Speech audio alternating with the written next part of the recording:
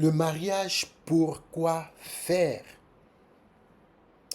De nos jours, beaucoup de jeunes, beaucoup de personnes commencent ou ont commencé à avoir une autre image du mariage. Déjà qu'on nous parle des questions déjà de sexe, qui peut marier qui, la notion même du mariage et du plan originel du mariage semble disparaître. Des gens qu'on a connus, des familles qui ont été brisées, et cela a conduit des jeunes gens à se radicaliser, à se fermer souvent par rapport à l'idée du mariage. Il y a de l'autre côté certains qui sont enthousiastes et qui, face aux réalités, se braquent parce que ce qu'ils espéraient, ce qu'ils attendaient n'est pas. D'où la question de le mariage, pourquoi faire? Quel, quel est le but du mariage?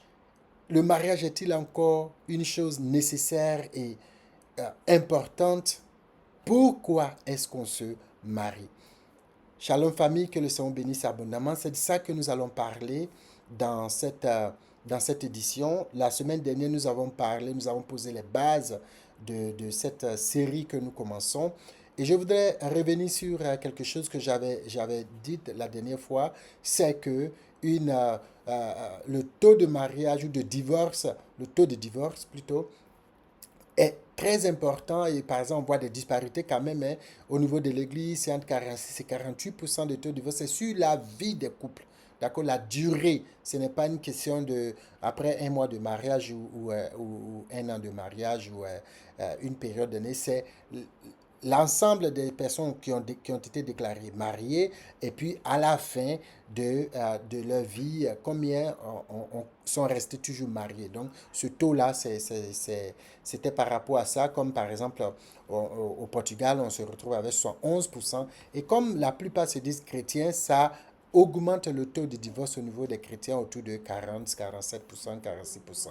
Donc ça, c'est ce que je voudrais dire. Mais aujourd'hui, je voudrais parler avec vous des choses, des notions importantes. Ce sont des notions qui sont relatives à pourquoi le mariage. On se marie là, c'est pourquoi. Quel est le but du mariage? Alors, avant d'aller plus loin, je voudrais vous parler une histoire que certainement beaucoup d'hommes ont entendu aux États-Unis dans les années 2020. Les gens ont parlé donc de la chasse au trésor.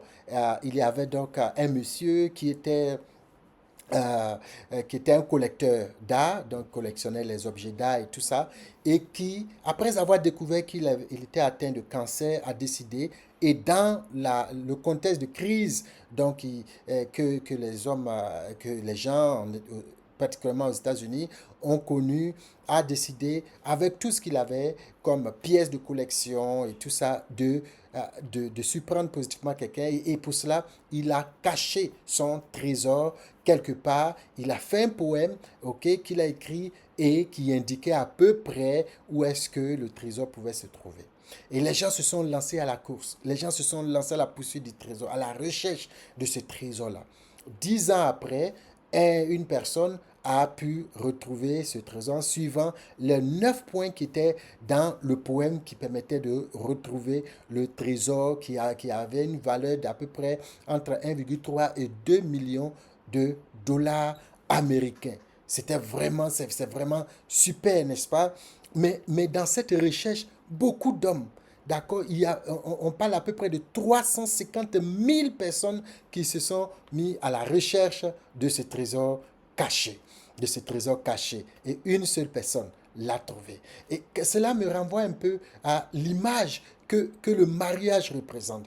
Pour moi, le mariage, c'est un trésor. Et nous allons le voir. Le mariage est un trésor. C'est un bien que le Seigneur nous donne. Et on va le voir tout à l'heure.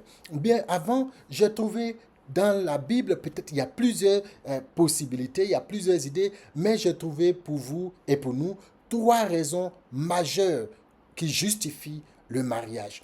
Pourquoi Dieu veut qu'on se marie? C'est important, on est en train de voir dans Genèse chapitre 24 le mariage d'Isaac et de Rebecca, n'est-ce pas? J'ai dit la dernière fois, c'est pour moi un type de mariage modèle que Dieu nous donne. Et les trois éléments que je vais citer tout à l'heure, on les retrouve d'accord dans la trame de ce récit du mariage d'Isaac et de Rebecca. Le premier point, c'est pour des raisons sociales. Dieu nous a créés comme des êtres sociaux. Il ne nous a pas créés comme des êtres isolés. La Bible dit en Genèse 2,18 que Dieu, ayant créé l'homme, le garçon, va se rendre compte qu'il n'est pas bon que l'homme soit seul. Il va lui donner une femme. Moi, je suis béni, d'accord? Je suis béni parce que le Seigneur, enfin, je suis favorisé. Le Seigneur m'a donné une épouse, une femme qui est vraiment pour moi une aide. La Bible dit donc Dieu a voulu que l'homme ne soit pas seul. Donc on voit que la notion de la solitude ne fait pas partie du plan de Dieu, en tout cas quand on le prend dans le contexte du mariage. Donc Dieu crée le mariage pour briser la solitude, pour créer la communication, pour créer une sorte d'aide, parce que quand Ève vient, elle vient en tant qu'aide pour Adam, le premier homme, d'accord, que Dieu a fait. Donc, c'est vraiment une question de soutien moral ou bien soutien mutuel. C'est une question d'entraide, c'est une question de communication, une question de relation, une question sociale. Donc, quand vous vous mariez, ça veut dire que vous décidez de créer une petite société. Une société dans laquelle vous allez vivre. Une société pour laquelle vous allez définir désormais les critères de fonctionnement, les règles de fonctionnement et toutes ces choses-là en général qui sont déjà établies par Dieu puisque Dieu est l'initiateur du mariage. Genèse chapitre 2, verset 24, la Bible dit c'est pourquoi l'homme quittera son père et sa mère, s'attachera à sa femme et ils deviendront une seule chair. Donc on voit quitter et s'attacher. Donc c'est important cet aspect de vie sociale. C'est la première raison. La deuxième raison, c'est pour des questions morales. Donc, pour se prémunir, pour se séparer du péché, de l'immoralité sexuelle. On trouve dans 1 Corinthiens 7, 2, la Bible dit toutefois pour éviter, c'est l'apôtre Paul qui le dit, pour éviter toute immoralité sexuelle, que chaque homme ait sa femme et que chaque femme ait son mari. Donc, on voit là que le mariage est un environnement que Dieu crée pour nous préserver du péché moral, de l'immoralité sexuelle. Des gens se sont mis dans des situations où, n'étant pas mariés, ils vivent dans l'immoralité. Malheureusement, aujourd'hui, et comme je l'ai dit au début, des personnes sont découragées, des vies sont brisées, des fiançailles sont brisées par l'immoralité sexuelle. On retrouve des familles, on retrouve des maisons qui sont vraiment, des familles qui sont vraiment en désordre, qui sont en lambeaux, à cause des cœurs qui sont en lambeaux, à cause de l'immoralité sexuelle. Et le Seigneur dit, il crée le mariage, le plan initial de Dieu, le plan originel de Dieu, le mariage doit être un élément, donc un environnement dans lequel on vit la sainteté et on vit donc prémuni de l'immoralité sexuelle.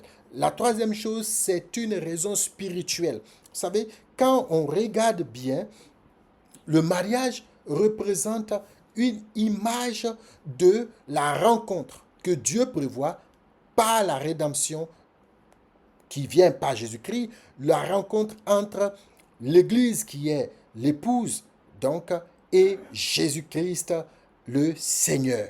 Ça, ce n'est pas un mariage physique, c'est un mariage, c'est spirituel. Donc, quand on voit Genèse 24, d'autres personnes l'ont toujours, et je l'ai dit la dernière fois, l'ont toujours présenté sous l'angle spirituel. Le mariage, je l'avais dit, le serviteur, peut-être Élisée, qui représentait donc le serviteur d'Abraham comme le Saint-Esprit, Abraham comme Dieu le Père, Isaac comme le Fils Jésus, et puis Rebecca comme l'Église, l'épouse. Donc on voit là cette belle image. Mais dans Matthieu 25, quand les 13 premiers versets, la Bible parle de la parabole des folles, des vierges folles ou sages, en tout cas moins sages et sages. On voit là que ces vierges, on présente l'image comme si elles allaient à la rencontre de leur époux, d'accord, de leur prince, et que on parle des lampes, de l'huile qui a manqué dans la lampe des cinq autres et tout ça. Mais l'image, c'est des mariés qui vont à la rencontre de leur époux. Donc, ce n'est pas exclu que le mariage soit donc l'image que Dieu a prévue pour que nous puissions matérialiser, comprendre de façon matérielle la relation qu'il veut établir avec son peuple, qui est une relation d'amour. Donc, voici les trois raisons. Une raison spirituelle, une raison morale, une raison sociale. Il peut y avoir d'autres raisons, comme je l'ai dit, mais je pense que ces éléments sont importants. Alors, le mariage, donc, en le voyant sous cet angle, on voit que beaucoup de jeunes gens, beaucoup de personnes se sont retrouvées dans des fiançailles et sans vraiment peut-être comprendre pourquoi. Ils ont pensé que le mariage était juste une question sexuelle. Ils se sont retrouvés dans des situations où ils ont été brisés en mille morceaux. Mille morceaux. Et après cela, des sœurs, en général, ont dit, moi, je me mets plus dans ça. Ou bien des gens ont vu leurs parents qui n'ont pas vécu une vie de couple, une vie de famille modèle et ont décidé de se braquer. Ce n'est pas le plan de Dieu. Ce n'est pas le plan de Dieu que cela soit ainsi. Dieu a un plan plus merveilleux. Jésus, le Seigneur le dit à Jérémie, par Jérémie, qu'il a des projets de paix et non de malheur. Quand Dieu institue le mariage, c'est pour notre bien. Donc ça, c'est très important à retenir. Alors, quand je lis un peu la Bible présente le mariage comme un trésor, exactement comme Monsieur Forrest Fenn, donc ce monsieur qui avait mis le trésor dont j'ai parlé tout à l'heure. Donc, Dieu présente le mariage comme un trésor. Et on va le voir, par exemple, dans Proverbe 18, 22, Proverbe 19, Proverbe 31, avec le roi Lémuel. Par exemple, Proverbe 18, 22, la Bible dit, celui qui trouve une femme, je le lis, celui qui trouve une femme trouve le bonheur. C'est une grâce qu'il obtient de l'Éternel. Celui qui trouve une femme trouve le bonheur. Ça veut dire une femme égale bonheur. Une femme égale bonheur. Proverbe 19, verset 14, la Bible dit, on peut hériter de ses pères une maison et des richesses. Mais un homme intelligent, une femme intelligente, sorry, une femme intelligente est un don de l'Éternel. Donc, une femme, pas n'importe laquelle, une femme intelligente égale à don de l'Éternel. Deuxième chose. Troisième chose, Proverbe 31, verset 10, le roi Lémuel qui parle, il dit, qui peut trouver une femme vertueuse? Elle a bien plus de valeur que les perles. Donc, une femme vertueuse égale valeur ou bien valeur supérieure à des perles. Donc, ce monsieur qui avait mis son trésor, 350 000 personnes sont allées à la recherche de cela. Imaginez, 350 000 pour trouver un seul objet. Dieu crée la femme comme quelque chose de valeureux, comme quelque chose de très bon, comme un trésor, comme quelque chose de précieux. Maintenant, cela dépend. Cela dépend. Les gens qui sont allés chercher la caisse de ce monsieur à Forrest et qui, une seule personne d'ailleurs, qui l'a retrouvé, parmi eux, certains ont commis des infractions. Ça veut dire que le gars, il pense que le trésor se trouve sous ta maison. Pendant que tu n'es pas là, il peut venir casser. Il y en a qui ont été mis en prison. Il y en a qui ont été tués dans cette histoire. Pour retrouver un trésor qui est éphémère. Pour retrouver de l'argent, de l'or. Dieu présente la femme ou le mariage, l'union entre un homme et une femme comme un trésor d'une valeur inestimable, plus que les trésors. Chers sœurs, vous êtes des trésors. Vous êtes le bonheur des hommes. Bien sûr, on parle de l'homme parce que c'est l'homme qui doit faire le premier pas. C'est pour cela que la Bible dit quand il trouve, ok? Sinon, l'homme aussi, il est important, mais ici, le cas, c'est sur la femme. La femme qui fait le foyer, la femme qui fait le fondement, ou bien qui fait vraiment la matrice de la famille, est une valeur certaine et sûre dans le plan de Dieu. Qui peut trouver une femme vertueuse? La question aujourd'hui, c'est est-ce qu'on peut encore trouver des femmes vertueuses? On va le voir à travers l'étude dans les semaines à venir. On va le voir. Mais c'est très important de pouvoir chercher donc la personne que Dieu a prévue. Et la semaine prochaine, c'est de ça que nous allons parler. Comment chercher? Comment chercher la personne que Dieu a prévue pour soi, pour vous? Comment vous la cherchez? Ça, c'est très important. Et comment vous la trouvez? Mais ce que je veux dire aujourd'hui et conclure par là, pour ne pas rendre cette vidéo plus longue, c'est que chercher à se marier, c'est aller à la recherche d'un trésor qui nous permet de nous socialiser, de nous préserver du mal et de l'immoralité et de nous préparer à la rencontre avec le Seigneur Jésus. Ce sont les trois éléments que nous avons vus. Trouver une femme intelligente, une bonne femme qui est dans le plan parfait de Dieu pour nous, c'est trouver le bonheur, c'est trouver le don de Dieu, c'est trouver le bonheur et les trésors que Dieu a prévus. La femme est un trésor. Se marier, c'est trouver le trésor que Dieu a prévu pour nous. Maintenant, comment ça va se faire? Comment on trouve ce trésor? Les gens ont cassé les maisons des autres pour trouver de l'argent. Nous, on ne va pas casser les fiançailles des autres pour trouver notre fiançaille. On ne va pas casser le mariage des autres pour trouver notre mariage. Mais la semaine prochaine, on en parlera. Comme je le disais au début, beaucoup de personnes sont blessées. Je connais des sœurs qui ne veulent même plus qu'on leur parle de mariage parce qu'elles ont été brisées. Des frères qui leur ont dit « je t'aime ». Et puis après, qui ont été capables de prendre leur même bouche pour dire « je ne t'ai jamais aimé ». Ça, c'est terrible, ça casse, ça brise. Des gens ont commencé des fiançailles, les sœurs étaient vraiment toutes... Je parle plus des sœurs parce que elles sont très souvent les plus... parce que c'est à elles qu'on donne de l'espoir quand on vient dire « je vais te marier, je veux t'épouser, je veux que tu sois ma fiancée ». Et quand elles te font confiance, les femmes elles font beaucoup confiance et finalement, on les déçoit. Bien sûr, il y a des sœurs qui ont laissé des hommes, des frères.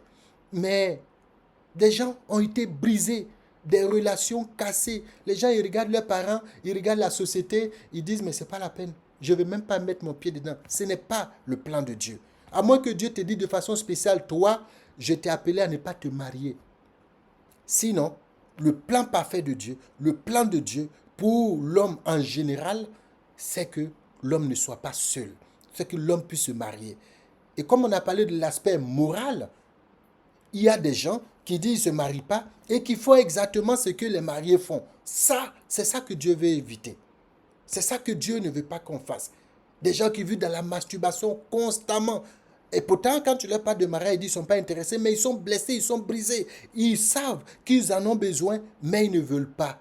Et ce soir ou ce matin, ça dépend de là laquelle tu regardes, le Seigneur veut que tu sois délivré, que les chaînes qui t'empêchent de voir ce que lui il a prévu d'excellent, de merveilleux pour toi, que ces chaînes-là soient cassées, que les stéréotypes, que les pensées, les mindsets qui ne sont pas les bonnes, qui ne sont pas selon le plan de Dieu, qui t'ont envahi, qui t'ont amené à prendre des décisions, des fondements, comme des fondations qui te poussent à te comporter ou bien à refuser toutes les propositions des frères et peut-être des sœurs, que tout cela soit cassé, que tout cela s'écroule, que tu sois libre. Je veux, et je pense que c'est ce que le Seigneur veut, que tu retrouves de la joie, du bonheur à chercher le trésor que Dieu a pour toi à travers le mariage. Je vais prier le Seigneur. Seigneur, merci pour ta grâce. Merci parce que nous savons que tu as un plan merveilleux. Seigneur, tu ne nous as pas créés pour que nous vivions solitaires ou que nous soyons isolés et seuls. Mais tu ne nous as pas créés aussi pour que nous vivions dans l'immoralité, en nous cachant derrière des situations. Nous savons que plusieurs d'entre nous sont blessés. Seigneur, nous te prions au nom de Jésus, afin que tu envoies ton esprit. Car tu as dit, j'envoie mon esprit et je te guéris. Seigneur, viens guérir ces cœurs brisés. Viens restaurer ces vies brisées. Viens sauver ces vies brisées. Seigneur, fais tomber des yeux ces écailles qui empêchent de voir ta gloire. Au nom de Jésus, que ces chaînes qui empêchent ces frères, ces sœurs d'avancer sur le chemin du mariage que tu as prévu soient cassées. Car la Bible dit, ta parole et ta puissance brisent les verrous de fer et les portes des reins. Seigneur, nous prions que tout ce qui est lien, tout ce qui est blocage, tout ce qui empêchait un frère, une soeur, tout ce qui a fait que les gens se sont rétractés face au mariage qui est ta volonté, que tout cela soit brisé parce que l'ennemi utilise cela comme des pièges dans leur vie. Mais nous prions qu'ils soient délivrés, que les yeux s'ouvrent et qu'ils comprennent que tu as un plan merveilleux pour eux. Merci Seigneur, parce qu'au cours de cette série que tu nous donnes, nous voulons sentir ta présence, nous voulons voir des délivrances, nous voulons voir des restaurations, nous voulons voir des vies transformées pour donner gloire à ton nom. Sois béni, sois loué, sois exalté. Saint-Esprit, merci parce que tu nous exauces déjà. Au nom de Jésus, béni sois-tu Seigneur. Amen. Donc que le Seigneur te bénisse et que la grâce du Seigneur soit sur toi. On va se retrouver la semaine prochaine. On va continuer, comme j'ai dit, comment aller à la recherche de son âme sœur. C'est ça qui sera le sujet de la semaine prochaine. D'ici là, sois béni, que le Seigneur bénisse ta semaine. Ça a été certainement un peu plus long, mais je pense que c'est important. Et que Dieu soit avec toi, que ta semaine soit bénie, que ta semaine soit une semaine de faveur, que Dieu te protège contre les accidents, contre les situations bizarres, que Dieu veille sur toi, que sa parole veille sur toi, que son esprit veille sur toi. Dans Psaume 46, la Bible dit, l'ange de l'Éternel est là pour camper et l'ange de l'Éternel sera avec toi tout au long de cette semaine. Que le Seigneur te bénisse et on se retrouve à très bientôt. Sois béni.